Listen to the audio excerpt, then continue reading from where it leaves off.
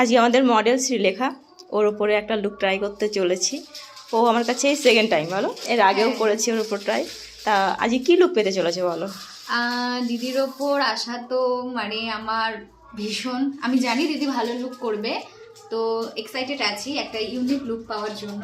তো তার সেটা দেখার জন্য আপনারা পরের ভিডিওটা দেখবেন। চলো দেখি কি লুক দেওয়া যায়। শ্রীলেখা একাডেমি থেকে কি লুক পেলে আজকে? আজকে আমি দিদির একাডেমি থেকে অপসরা লুক পেয়েছি। আমি স্বর্গ থেকে একদম মর্তে নেমে এসেছি দিদির এত সুন্দর লুকের জন্য। তো সিরিয়াসলি এত ভালো লাগছে, যেন মনে হচ্ছে আমি এখানে খোলা আকাশে এইভাবে নাচি।